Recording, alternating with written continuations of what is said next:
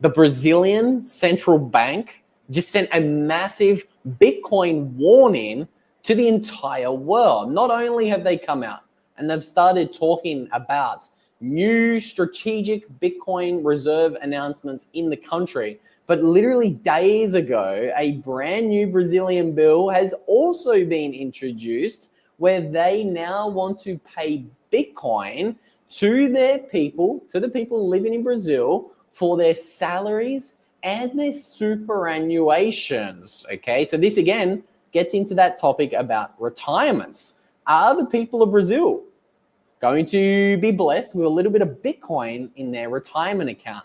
Today, I want to be exploring this, and I want to also explore how this could really accelerate and send Bitcoin global FOMO into hyperdrive, because we can already see this is a little bit of a breakdown of the international race for a Bitcoin strategic reserve. Let's have a look at all of these different countries. Obviously, we know that El Salvador is at the finish line. They got to the finish line years ahead of everyone else. But then have a look at those other countries who are kind of tied for second place. Brazil is one of these countries that we're talking about today, the country that just sent a massive warning to the rest of the world. Then see who else is there. We have Switzerland, country that not a lot of people talk about. We have the US, who again is talking about strategic Bitcoin reserves, but we don't have Bitcoin acquired for their reserves just yet. Rob, did you see the Brazilian news? And what are your thoughts on this global strategic Bitcoin reserve arms race that I think we're in? Yeah, let's keep that chart up, and we can go through the countries sort of one by one and discuss where we're at on this global race. So as you said, yes, El Salvador already is by far and away the #1 Bitcoin country in terms of adoption.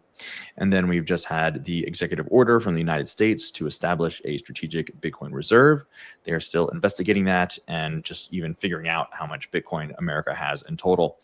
And then in Switzerland, so Switzerland has a pretty democratic government, whereas the people can put up initiatives, and if they get enough signatures, it can be enacted into law. So it's a much more direct democracy than you'd find in almost anywhere else. And right now they're in that petition phase where Bitcoiners are going out in Switzerland and trying to teach others about Bitcoin and convince them that it would be right for the Swiss National Bank to put Bitcoin on the reserves along with gold. And that would set a huge precedent around the world, right? Of course, Switzerland is known as a banking capital, banking hub of the world. And if they were to recognize Bitcoin on that level, it would send shockwaves everywhere. But then and then we've also got the Czech Republic. Their central bank is sort of bucking the EU and saying, Christine Lagarde said that none of the EU countries will have Bitcoin on the reserves, but the Czech National Bank is investigating it for themselves. And then that, I guess that brings us to Brazil. I know that they floated this idea last fall. I haven't heard too much about the latest developments of them looking to put Bitcoin on the national balance sheet. But tell me what you know, Luke. So I know that the Brazilian central bank right now has a bill in front of them. I don't think it's been voted on yet. The original bill was for the Central Bank of Brazil to put 5% of their foreign international holdings of other currencies around the world into Bitcoin. So they already hold a basket of currencies such as US dollars and euros and other international currencies, and they want to just insert Bitcoin into that mix. So that's the bill currently on the table for the politicians of Brazil. Very interesting.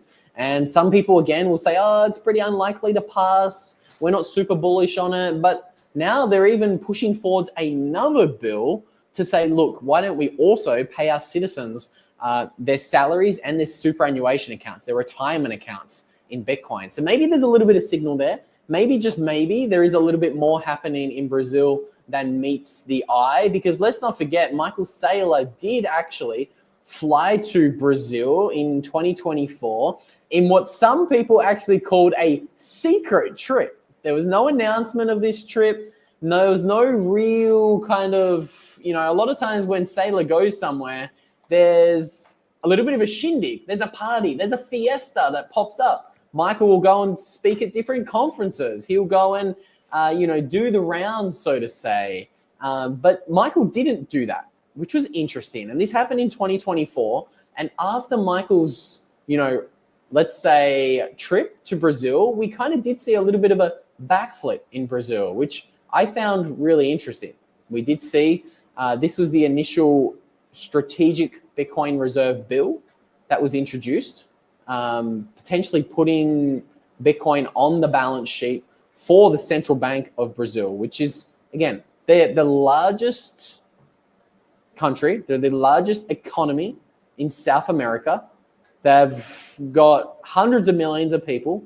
They're an enormous country. And I think if they made a move into Bitcoin, it would be huge. It would send shockwaves across the world. And I think it would create some dominoes in other countries. Yeah, I mean, it's Brazil's sort of a funny dynamic, right? They have a lot of grassroots Bitcoin adoption. I think they've got a lot of Bitcoin developers there as well. But when it comes to the government's very socialist, right? And they're trying to take a lot of money from people. So it's interesting how Bitcoin and its libertarian philosophies play into that. But I support it, right? I mean, I think every nation is actually at one point going to not just want, but need Bitcoin on the balance sheet. And those who are to do it first are going to reap the most of the benefits. So power to Brazil if they're actually going to do it.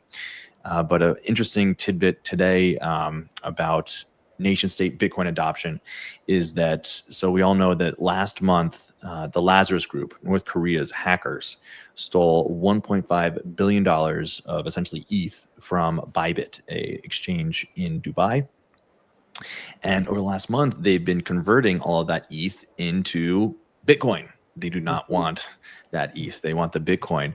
And just today, it came out, Standard Chartered said that their year-end price target for ETH was cut by 60%. So there's good reason why the North Korean hackers would not want that ETH. But yes, they want Bitcoin. So that brings them up to a total of 13,526 Bitcoin owned by the North Korean government, and that puts them in 5th place in terms of nation state holdings. Number 1, US. Number 2, China. Number 3 is Great Britain, still with 61,000 Bitcoin that they have seized from arrests. And then we've got Ukraine with a reported 46,000 Bitcoin. But then right behind them is Kim Jong-un, Mr. Rocket Man himself, with 13,500 Bitcoin obtained through various hacks, $1.1 billion worth of which coming from this latest Bybit. So yeah, interesting times. Oh, and it's also doubly interesting because just this weekend, South Korea, their central bank came out and said that Bitcoin is not suitable for reserves as it does not fit IMF guidelines and is too volatile for their liking. So North Korea's got Bitcoin. South Korea says they're not going to invest in it. Wow, how these tables have turned. Wow, that's fascinating, Rob. I love how you bring up rabbit holes that I didn't even get the chance to explore and bring them to the live stream. This is just another beautiful example of why collaboration is always king. But you mentioned it, the brand new news of North Korea talking about Bitcoin. Have a look at this.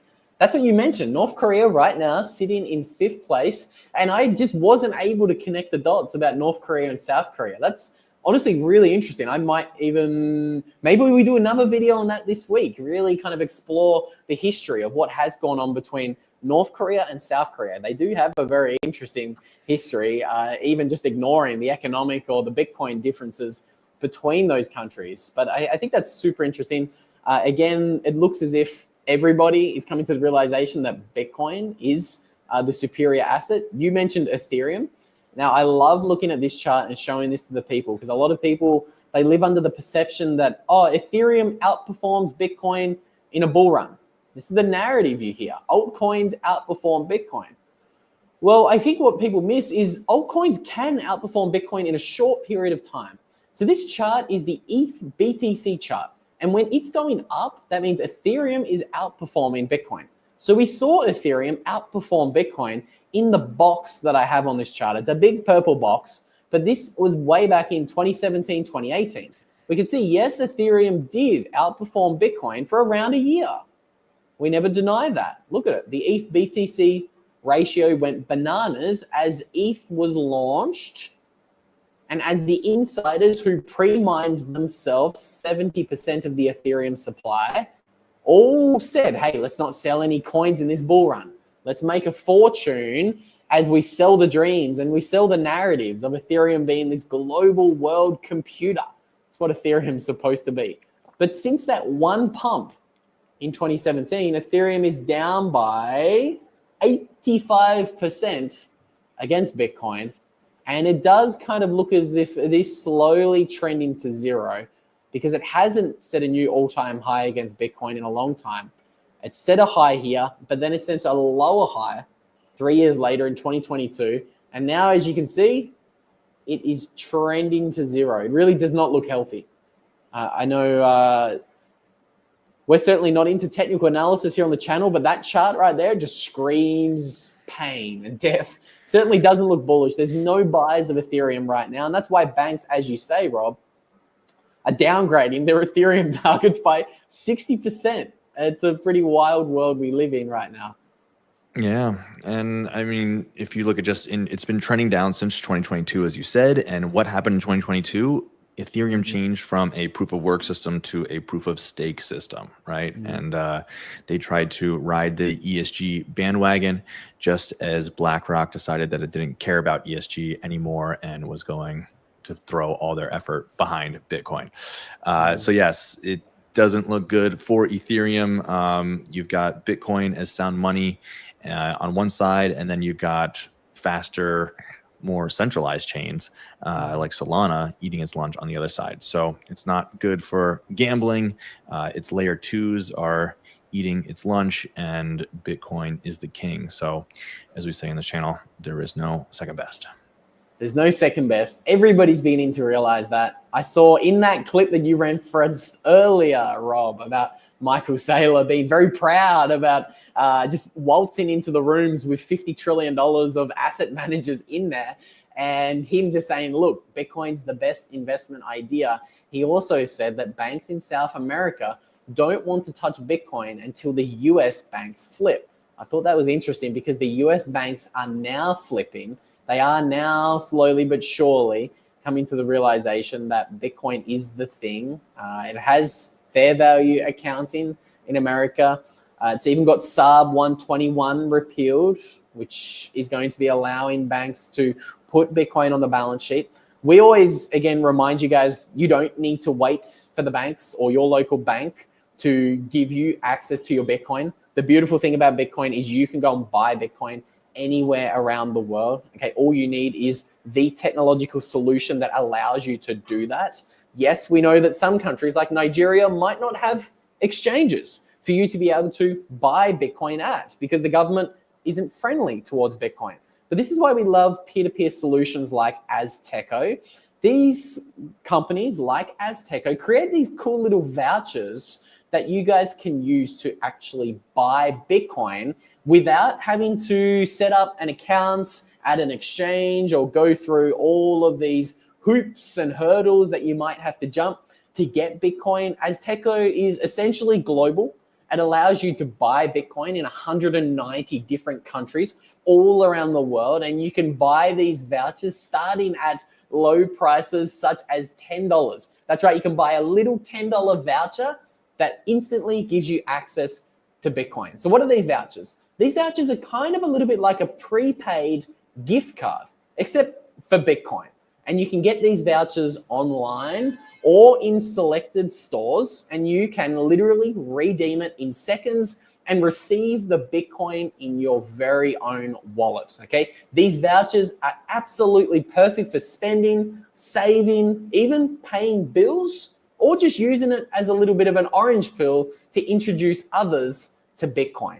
So this really is designed for everyone, whether you are beginners or whether you might be a Bitcoin pro looking to buy Bitcoin not on an exchange. So you can get started today by checking out the link in the description.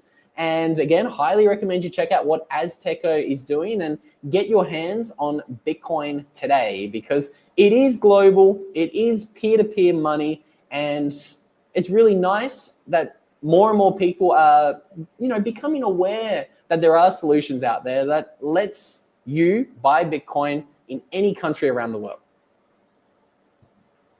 Love it. Azteco, great product. No account needed. Get it And they right let away. you buy the best money of the world. Because as All Night Hider in the chat says, proof of work is better than proof of stake.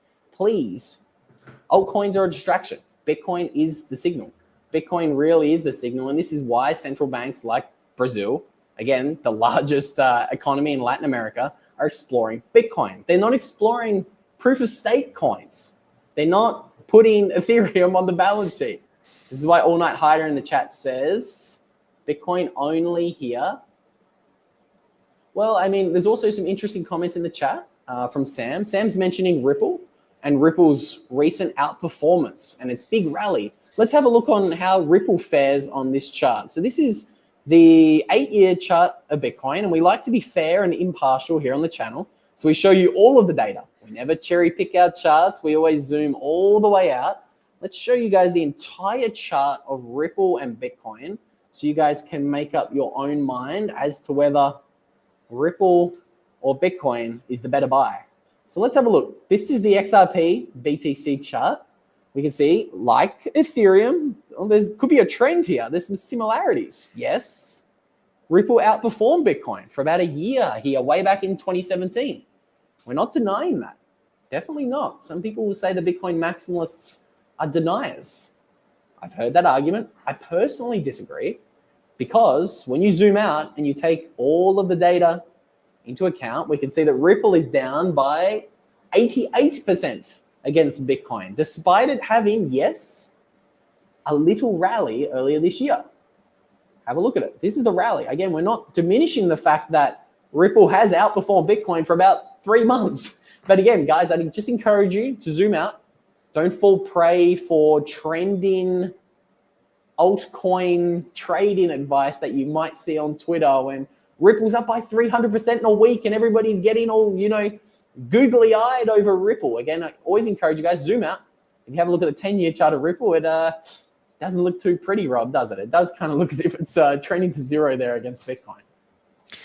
Yeah, I mean, we could say a whole bunch about Ripple if we wanted to, but I mean, it's just as simple as the fact that it was all made in the beginning, right?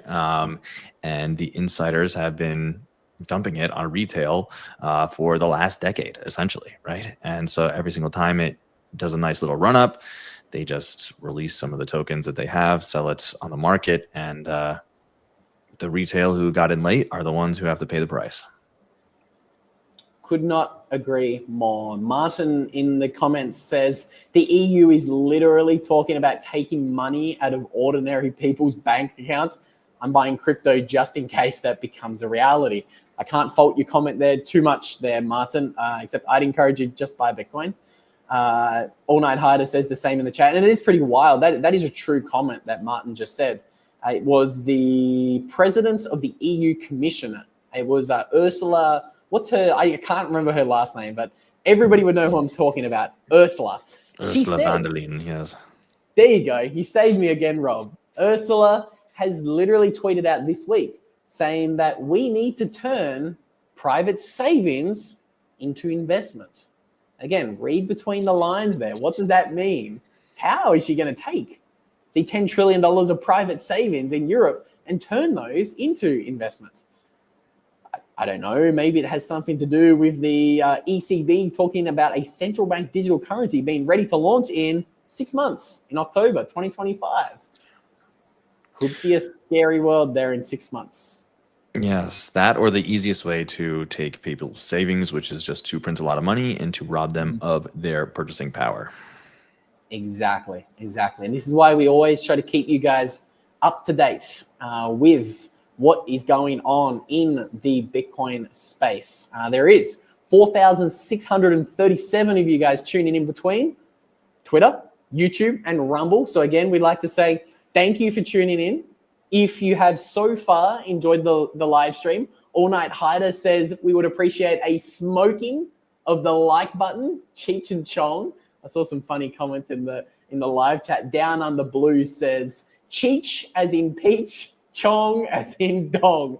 I don't think I'm allowed to elaborate in any further realms as to what Down Under Blues could be talking about. But what we will say is thank you so much to the 4,000 people on the live stream. We always love going to live for you guys. It's a Monday afternoon right now, and I will be handing the baton over to Rob for any final comments for you guys. Cheers, Luke. Always great talking Bitcoin with you. Thank you, everybody, for tuning in. Be sure to like and subscribe. We're about to hit 15,000 subs over on YouTube. That's pretty amazing. Appreciate everybody tuning in, listening to us rant about Bitcoin on a weekly basis here. And it is our pleasure to give you the news. Yeah, thank you so much for the support, guys. We started really hammering down on YouTube about a year ago, and thank you and welcome to the 15,000 subscribers. We hope to be bringing you guys a little bit of entertainment alongside a little bit of Bitcoin education. So thank you so much for the support over the past year. We can't do it without you guys, and we really do like doing the live streams. The comment section always cracks me up here. So thank you to everyone. I think it's a great comment to end today's stream on. That Dingo Booty has left in the chat. Bitcoin is the way. Enjoy the rest of your week, guys. We'll see you in the next one.